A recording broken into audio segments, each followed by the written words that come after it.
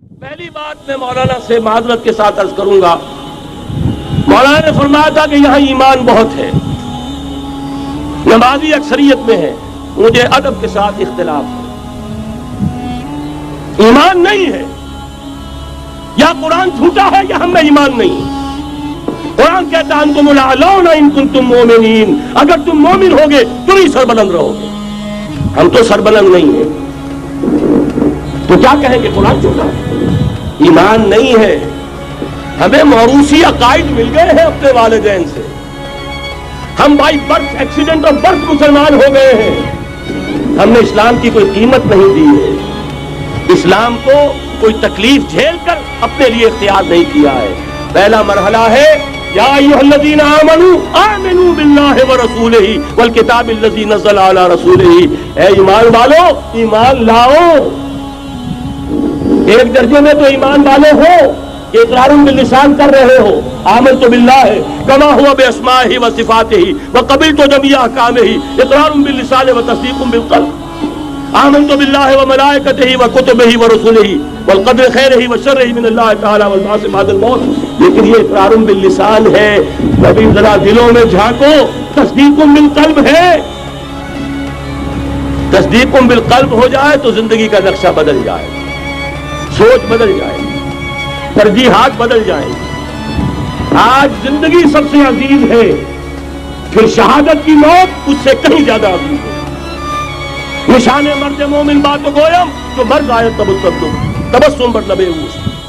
تو پہلا مرحلہ ہے ایمان کی تجدید، ایمان کو تازہ کرو، ایمان کو تازہ کرو، اور اس کے لیے منبع اور سرچشمہ قرآن حکیم۔ هو الذی ينزل على عبده آیات بینات لیخرجکم من الظلمات الی النور۔ قرآن سے ہی لوگوں کو بلاؤ، تلاوت آیات کے ذریعے سے لوگوں کو کھینچو، یہ میگنیٹ ہے جو سلیم الفطرت لوگوں کو کھینچ لے گا، پھر اسی کے ذریعے سے تزکیہ کرو۔ یا ایھا الناس قد جاءتکم موعظۃ من ربکم وشفاء لما فی الصدور، تمہارے سینوں کے اندر جو روگ ہیں ان کا علاج بھی یہی قرآن ہے، پھر اسی کی تعلیم دو۔ یتلو علیہم آیاتہ ویزکیہم ویعلمہم الکتاب والحکمہ، یہ پہلا مرحلہ۔ دوسرا مرحلہ جو ایمان اپنا تازہ کر لیں، شعوری طور پر اللہ، آخرت، رسالت، قرآن، محمد الرسول اللہ کی ختم نبوت، اس پر ایمان لے آئیں شعوری طور پر، تجدید ایمان۔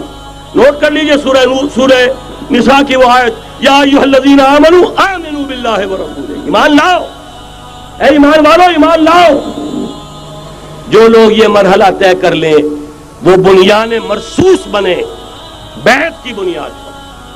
لیکن بیعت کون سی؟ بیعت جہاد۔ یہ جو بخاری شریف میں ترانہ آیا ہے صحابہ کرام کا، غزوہ خندق میں جب صحابہ کدالیں چلا رہے تھے، خندق کھودی جا رہی تھی، تو ان کی زبانوں پر ایک شعر تھا، نحن الذین بایعوا محمدا علی الجہاد ما بقینا ابدا، ہم وہ ہیں جنہوں نے محمد سے بیعت کی ہے جہاد کی، جب تک جان میں جان ہے جہاد جاری رہے گا۔ یہ جہاد کی بیعت، سید احمد بریلوی رحمۃ اللہ علیہ نے پہلے بیعت لی تھی بیعت ارشاد، پھر بیعت لی بیعت جہاد، اور اسے کہا یہ سلسلہ محمدی ہے۔ سلسلہ چشتیہ میں بیعت ہو گئی، سلسلہ سہروردیہ میں ہو گئی، سلسلہ نقشبندیہ میں ہو گئی، سلسلہ قادریہ میں ہو گئی، اب آؤ بھائی سلسلہ محمدیہ میں بیعت کرو، اور سلسلہ محمدیہ جہاد کی بیعت ہے۔ نحن الذین بایعوا محمدا علی الجہاد ما بقینا ابدا۔ اس جہاد کی بیعت سے منظم ایک امیر کا حکم، بایعنا رسول اللہ صلی اللہ علیہ وسلم علی السمع والطاعۃ فی العسر والیسر والمنشط والمکرہ وعلی اثرۃ علینا وعلی لا ننازع الامر اہلہ وعلی ان نقول بالحق اینما کنا لا نخاف فی اللہ لومۃ لائم۔ ایک حدیث متفق علیہ، بخاری میں، مسلم میں بھی، یہ ہے وہ اسلامی حزب اللہ کا دستور۔ نمبر 3 کام کیا ہوگا؟ جہاد، جماعت بن گئی جہاد، لیکن جہاد کا پہلا مرحلہ جہاد باللسان، زبان سے جہاد، دعوت، تلقین، نصیحت، اور ان سب کا مرکز و محور قرآن۔ جہاد بالقرآن، جہاد باللسان، جہاد بالقرآن۔ فلا تطع الکافرین وجاہدہم بہ جہادا کبیرا۔ اے نبی آپ ان کافروں کی باتیں نہ سنیے، ان کے کہنے میں مت آئیے، ان سے کوئی اثر قبول نہ کیجیے، اور ان کے خلاف جہاد کرتے رہیے اس قرآن کے ذریعے سے۔ بہت بڑا جہاد 13 برس تک جہاد ہوتا رہا ہے قرآن کے ذریعے سے۔ لیکن اس کے بعد اب مکے میں آ کر، جب اللہ نے مدینے میں آ کر موقع عطا فرما دیا، جب وہاں پر آ کر ایک بیس عطا کر دیا، اب وہاں سے جہاد بالسیف، جہاد بالید کا آغاز ہوا۔ اب طاقت کے ساتھ، قوت کے ساتھ، ہاتھ کے ساتھ جہاد شروع ہوا۔ اس میں آخری بات عرض کر رہا ہوں، آج کے دور میں اس کی ایک شکل تو وہ تھی جو حضور کے دور میں تھی، 313 کے مقابلے میں 1000 یا 4000 3000 آ گئے تھے احد میں، ادھر سے 1000 نکلے تھے، بعد میں 300 چلے گئے واپس، تو 700 رہ گئے۔ آج کا معاملہ کچھ ذرا مختلف ہے۔ نمبر 1 تو یہ کہ جو حکمران ہے وہ خود مسلمان ہے۔ صدام حسین بھی دستی پھیرتا ہوا فوٹو کھنچواتا ہے، کیا کرے؟ بے نظیر بھٹو کو بھی کسی نے آج تک کافر تو نہیں کہا، چاہے وہ کفریہ کلمات کہتی رہتی ہے۔ اسلامی شاعر کا مذاق اڑانے کے بعد اور کون سی کسر رہ گئی؟ لیکن فتویٰ کسی نے لگایا نہیں۔ اسی طریقے سے حسنی مبارک کو بھی کسی نے نہیں کہا کہ کافر ہے۔ لہذا مسلمان ہی حکمران ہے نمبر 1۔ وہاں یہ تھا ایک طرف کافر، ایک طرف اہل ایمان، کلیئر کٹ جو ہے معاملہ موجود تھا۔ دوسرے یہ کہ یہاں سٹینڈنگ آرمیز ہیں، پیراملٹری فورسز ہیں۔ وہاں کیا تھا؟ ادھر بھی والنٹیئر، ادھر بھی والنٹیئر۔ کوئی سٹینڈنگ آرمی، کوئی ٹرینڈ آرمی موجود نہیں تھی۔ 313 بھی والنٹیئر تھے، 1000 بھی والنٹیئر تھے۔ البتہ یہ کہ اسلحہ کا فرق تھا۔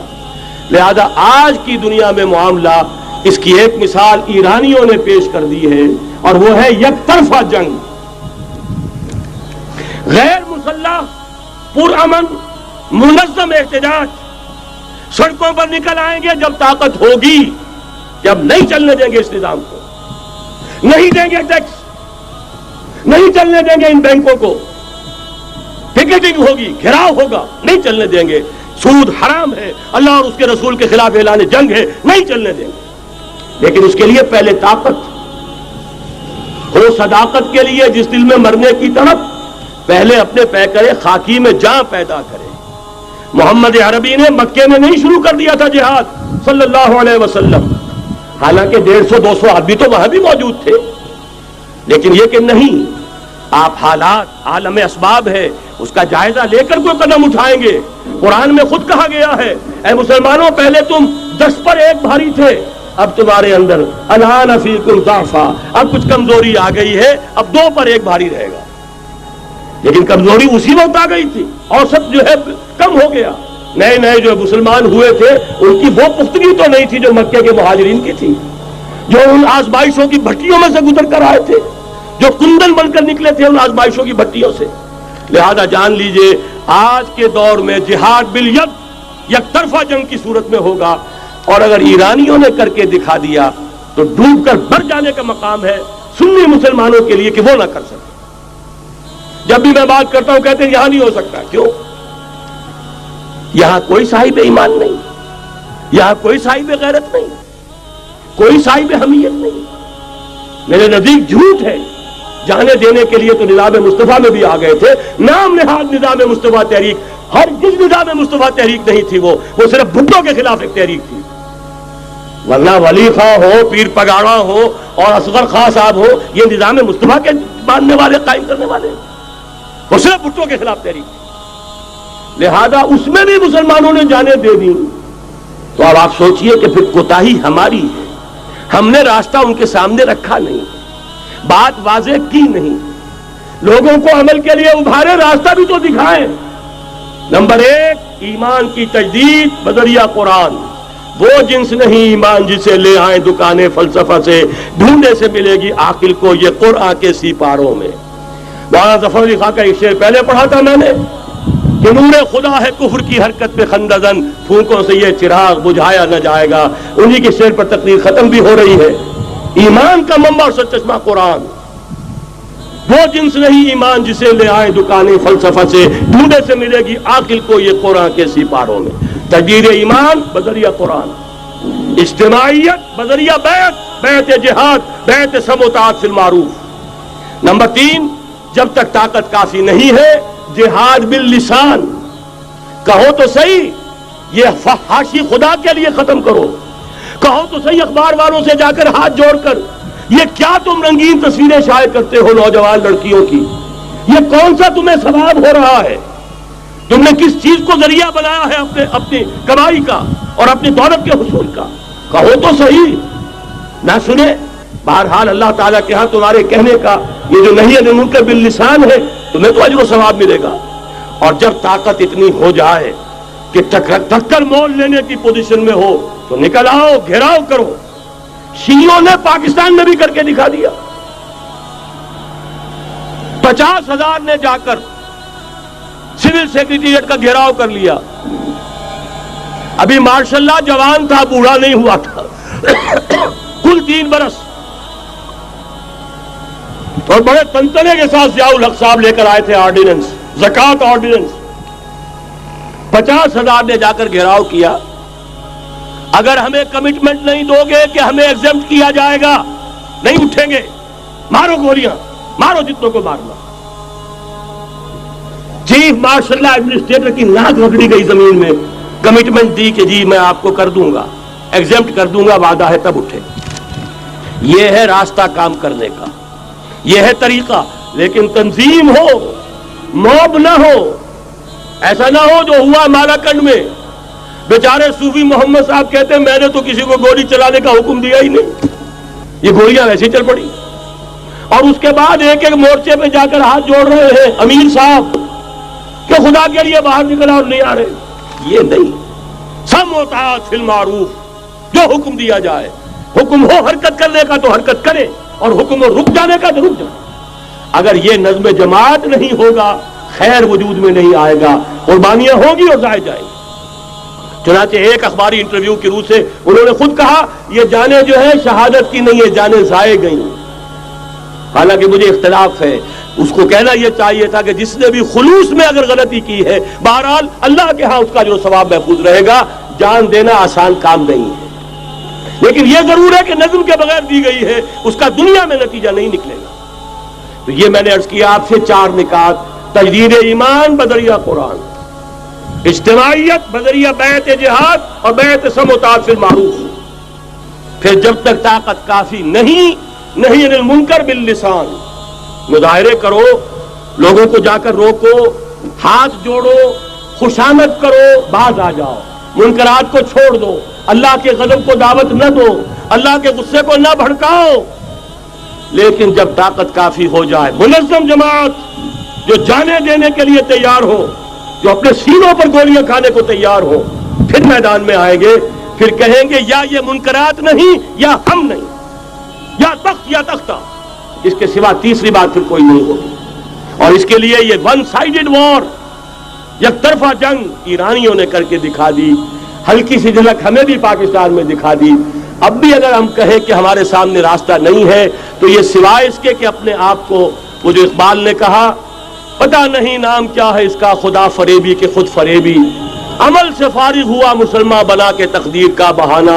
راستے تو صاف ہیں، نشانات راہ بھی اب تو سامنے موجود ہیں، اگر اس کے باوجود ہم حرکت نہیں کرتے تو سارا قصور ہمارا اپنا ہے۔ جو باتیں میں نے عرض کی ہیں، اب ظاہر بات ہے ایک تقریر میں میں نے بہت سا مواد جمع کیا ہے، میری کتابیں ہیں، میرے کیسٹس ہیں، ان سب کا جو ہے اب جس کے بھی دل میں کوئی جذبہ ابھرا ہے، اس جذبے کو بہت قیمتی سمجھیے، جس کے بارے میں اقبال کا ایک خوبصورت شعر ہے: آرزو اول تو پیدا ہو نہیں سکتی کہیں، اور ہو جائے تو مر جاتی ہے یا رہتی ہے خام۔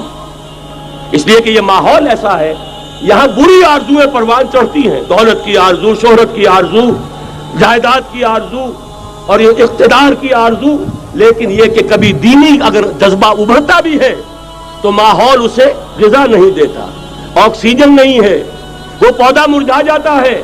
لہذا جس کے دل میں بھی وہ جذبہ ابھر آیا ہو اس کو مضبوطی کے ساتھ اس لمحے کو امر بنا دیجئے۔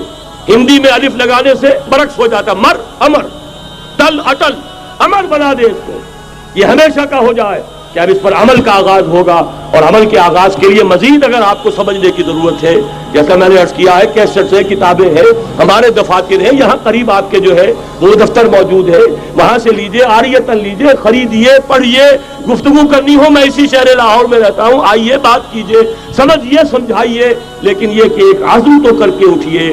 وہ عزم کیا ہے؟